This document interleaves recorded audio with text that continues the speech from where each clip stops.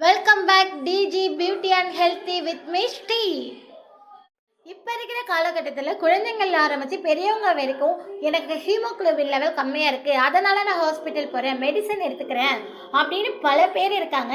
இதெல்லாம் ஸ்டாப் பண்ணிடுங்க. எதுக்குமே மெடிசன் ஒரு தீர்வாக இருக்காது. எந்த ஒரு விஷயத்துக்காக நீங்கள் மெடிசன் எடுக்க ஆரம்பித்தாலும் அது திரும்ப திரும்ப திரும்ப திரும்ப உங்கள் வாழ்க்கையை ஃபுல்லாக மெடிசனாகவே கொண்டு போயிடும்.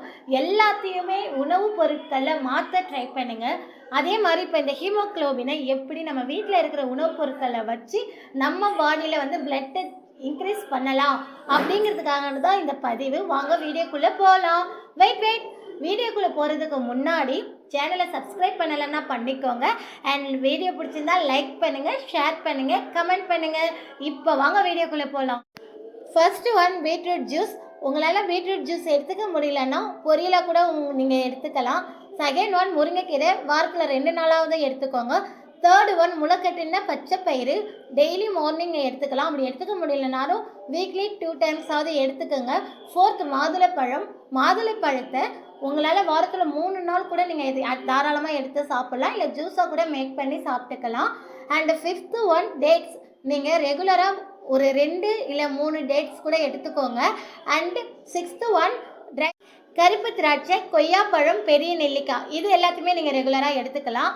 அண்ட் ஜவு ரொட்டின்னு சொல்லுவாங்க பாருங்கள், அதை நீங்கள் சாப்பிட்டீங்கன்னா உங்களுக்கு ஹீமோகுளோபின் லெவல் கண்டிப்பாக இன்க்ரீஸ் ஆகும் அண்ட் குயிக்காக ஆகும்.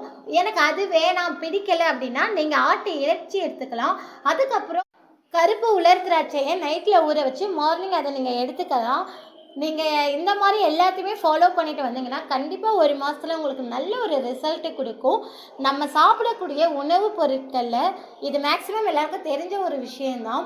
ரைஸை வந்து கம்மியாகவும், காய்கறி, கீரை வகைகள் இதை எல்லாத்தையும் நீங்கள் ஜாஸ்தி எடுத்துக்கிட்டு, அதாவது கூட்டுக்கு சாதத்தை தொட்டுக்கிற அளவுக்கு அந்த மாதிரி சாப்பிட்டுக்கிட்டு அதை ஃபாலோ பண்ணி பாருங்கள். உங்கள் பாடி ஸ்ட்ரக்சரே சேஞ்ச் ஆகும் அண்ட் நீங்களும் ஹெல்த்தியாக நல்லா ஒரு ஆக்டிவாக இருப்பீங்க. ட்ரை பண்ணி பாருங்கள். தேங்க்யூ.